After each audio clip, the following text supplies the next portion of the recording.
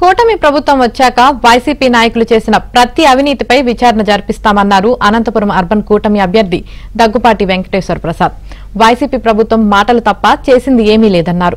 Narayanapuram rural panchayat ప్రాంతాల్లో ఎన్నికల ప్రచారం చేసిన ప్రసాద్ అనంతపురం పట్టణంలో 340 కోట్లతో జరిగిన జాతీయ రహదారి విస్తరణ పనులు తప్ప మరెక్కడా అభివృద్ధి లేదన్నారు. జిల్లాల్లో 14 అసెంబ్లీ 2 పార్లమెంట్ స్థానాల్లో కూటమి విజయం సాధిస్తుందని ఆయన ధీమా వ్యక్తం చేశారు. మొన్నటి రోజున జగన్మోహన్ రెడ్డి మేనిఫెస్టో రిలీజ్ చేయడం జరిగింది. ఇంతకు ముందు లాస్ట్ 5 years బ్యాక్ ఏదైతే మేనిఫెస్టో రిలీజ్ చేశాడో అదే మేనిఫెస్టో రిలీజ్ చేశారు. ఆల్రెడీ 5 ఏళ్లు ప్రజలు మోసపోయారు. ఇంకా మోసపోవాలని చెప్పేసి చూస్తున్నారు వైఎస్ఆర్సీపీ వాళ్ళు.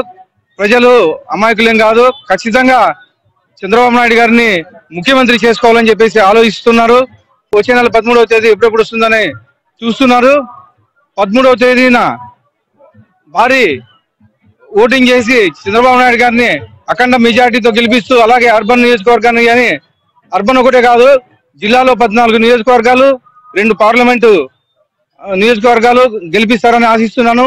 అలాగే నిన్నటి రోజున ఎమ్మెల్యే మాట్లాడుతూ దగ్గర 5,000 కోట్లు ఖర్చు పెట్టామని చెప్పేసి అనంత అభివృద్ధికి చెప్తా ఉన్నాడు. ఇంతకుముందు అనంతపూర్లో అభివృద్ధి జరిగింది ఒకటే హైవే, 340 కోట్లతో ఒకటి చేశారు. అది కానీ తెలుగుదేశం ప్రభుత్వంలో శాంక్షన్ చేయడం జరిగింది. మీరు వచ్చిన తర్వాత దాన్ని కరెక్షన్ చేస్తూ మొత్తం వంకటికరలుగా చేయించి పెట్టారు. మిగతా 4,700 కోట్లు ఎక్కడ పోయినాయని చెప్పేసి అనంత వెంకటరెడ్డిని అడుగుతా ఉన్నాను. మీ జేబులు నింపుకున్నారా లేకపోతే ఏం చేశారని చెప్పేసి మీరు సమాధానం చెప్పాల్సిన అవసరం ఎంతైనా ఉందని చెప్పేసి అడుగుతా ఉన్నాను.